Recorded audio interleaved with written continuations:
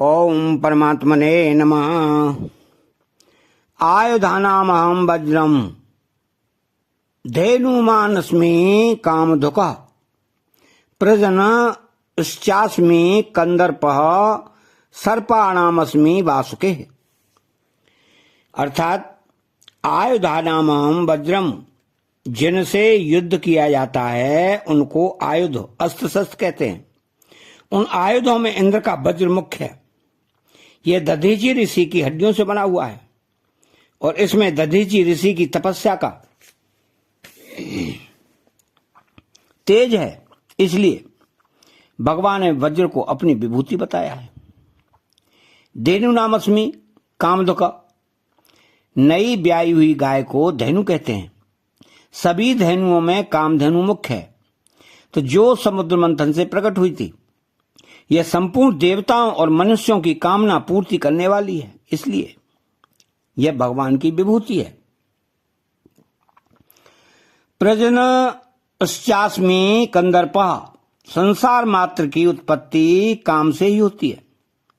धर्म के अनुकूल केवल संतान की उत्पत्ति के लिए सुख बुद्धि का त्याग करके जिस काम का उपयोग किया जाता है वह काम भगवान की विभूति है। अब आगे भगवान ने काम को अपनी विभूति बताया है।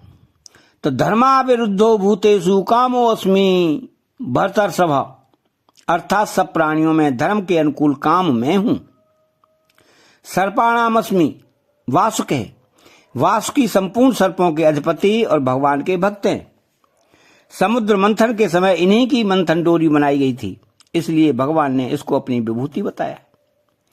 इन विभूतियों में जो विलक्षणता दिखाई देती है वह प्रतिक्षण परिवर्तनशील संसार की हो ही कैसे सकती है, वो तो परमात्मा की ही है।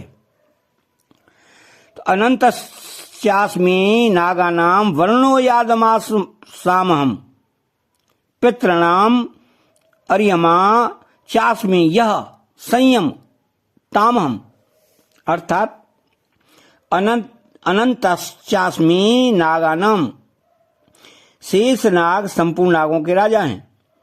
इनके 1000 फन हैं। ये क्षीर सागर में सदा भगवान की सैया बनकर भगवान को सुख पहुंचाते रहते हैं।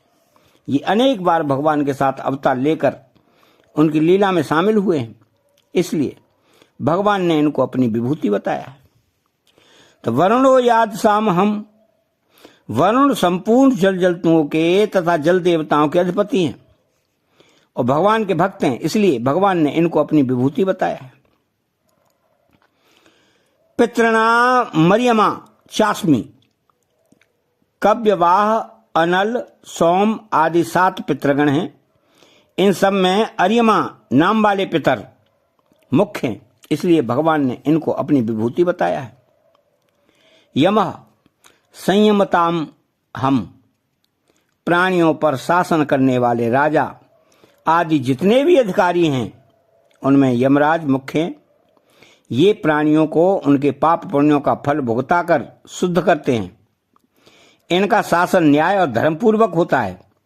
ये भगवान के भक्त और लोकपाल भी हैं, इसलिए भगवान ने इनको अपनी विभूति बताया है। इन विभूतियों में जो विलक्षणता दिखती है वह इनकी व्यक्तिगत नहीं है, वो तो भगवान से ही आई है और भगवान की ही है, अतः इनमें भगवान का ही चिंतन होना चाहिए। तो प्रहलादश्चास्मि दैत्यानाम कालः कलयतामहं मृगाणाम च मृगेन्द्रो अहम दैनते च पक्षिणाम, अर्थात प्रहलादश्चास्मि दैत्यानाम, जो दिति से उत्पन्न हुए हैं उनको दैत्य कहते हैं। उन दैत्यों में प्रहलाद जी मुख्य हैं और श्रेष्ठ हैं। ये भगवान के परम विश्वासी और निष्काम प्रेमी भक्त हैं, इसलिए भगवान ने इनको अपनी विभूति बताया है। प्रहलाद जी तो बहुत पहले हो चुके थे, पर भगवान ने दैत्यों में प्रहलाद मैं हूं ऐसा वर्तमान का प्रयोग किया है। इससे यह सिद्ध होता है कि भगवान के भक्त नित्य रहते हैं और श्रद्धा भक्ति के अनुसार दर्शन भी दे सकते हैं। उनके भगवान में लीन हो जाने के बाद अगर कोई उनको याद करता है और उनके दर्शन चाहता है तो उनका रूप धारण करके भगवान दर्शन देते हैं। कालः कलयतामहम। ज्योतिष शास्त्र में काल समय से भी आयु की गणना होती है, इसलिए क्षण, घड़ी, दिन, पक्ष, मास, वर्ष आदि गणना करने के साधनों में काल भगवान की विभूति है। तो मृगाणाम च मृगेंद्रो अहम। बाघ, हाथी, चीता, रीछ आदि जितने भी पशु हैं उन सब में सिंह बलवान, तेजस्वी, प्रभावशाली, सूरवीर और साहसी है। यह सब पशुओं का राजा है, इसलिए भगवान ने इसको अपनी विभूति बताया है। वैनतेयस्य पक्षिणाम। विनता के पुत्र गरुड़ जी संपूर्ण पक्षियों के राजा हैं और भगवान के भक्त हैं। ये भगवान विष्णु के वाहन भी हैं और जब ये उड़ते हैं तब इनके पंखों से स्वतः सामवेद की ऋचाएं ध्वनित होती हैं, इसलिए भगवान ने इनको अपनी विभूति बताया है। इन सब विभूतियों में अलग अलग रूप से जो मुख्यता बताई गई है वह तत्वतः भगवान की ही है, इसलिए इनकी ओर दृष्टि जाते ही स्वतः भगवान का चिंतन होना चाहिए। पवन पवतास्मि राम शस्त्रवृतामहं क्षसाणां मकरश्चास्मि स्रोतसामस्मि जाह्नवी। अर्थात पवन पवतास्मि, वायु से ही सब चीजें पवित्र होती हैं, वायु से ही निरोगता आती है। अतः भगवान ने पवित्र करने वालों में वायु को अपनी विभूति बताया है। राम है शस्त्रभूतामहम। ऐसे तो राम अवतार हैं, साक्षात भगवान हैं, पर यहां शस्त्रधारियों की गणना होती है, उन सब में राम श्रेष्ठ हैं, इसलिए भगवान ने राम को अपनी विभूति बताया है। क्षसाणाम मकरश्चास्मि। जलजंतियों में मगर सबसे बलवान है, इसलिए जलचरों में मगर को भगवान ने अपनी विभूति बताया है। तो स्रोत सामस्मि जाह्नवी।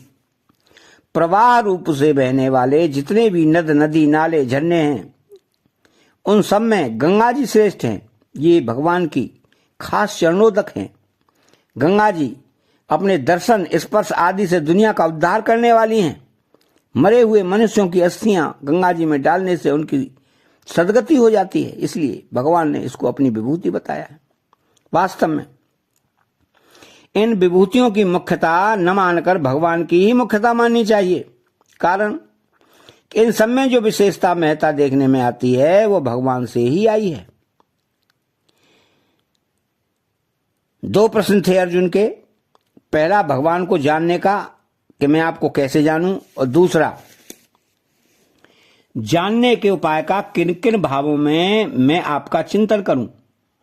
इन दोनों में से उपाय तो है विभूतियों में भगवान का चिंतन करना, और उन चिंतन का फल परिणाम होगा सब विभूतियों के मूल में भगवान को तत्व से जानना। जैसे शस्त्रधारियों में श्री राम को और वृषणियों में वासुदेव अपने को भगवान ने अपनी विभूति बताया, यह तो उस समुदाय में विभूति रूप से श्री राम और वासुदेव का चिंतन करने के लिए बताया, और उनके चिंतन का फल होगा श्री राम को और वासुदेव को तत्व से भगवान जान जाना। यह चिंतन करना और भगवान को तत्व से जानना सभी विभूतियों के विषय में समझना चाहिए। संसार में जहां कहीं भी जो कुछ विशेषता, विलक्षणता, सुंदरता दिखती है उसको वस्तु व्यक्ति की मानने से फंसावट होती है, अर्थात मनुष्य उस विशेषता आदि को संसार की मानकर उसमें फंस जाता है। इसलिए भगवान ने यहां मनुष्य मात्र के लिए बताया है कि तुम लोग उस विशेषता, सुंदरता आदि को वस्तु व्यक्ति की मत मानो, प्रत्युत मेरी और मेरे से ही आई हुई मानो। ऐसा मानकर मेरा चिंतन करोगे तो तुम्हारा संसार का चिंतन तो छूट जाएगा और उस जगह मैं आ जाऊंगा। इसका परिणाम यह होगा कि तुम लोग मेरे को तत्व से जान जाओगे। मेरे को तत्व से जानने पर मेरे में तुम्हारी दृढ़ भक्ति हो जाएगी। अतः चैनल को सब्सक्राइब करें, बेल आइकन घंटी को दबाएं और कमेंट बॉक्स में जय श्री कृष्णा लिखें। बोलो जय श्री कृष्णा।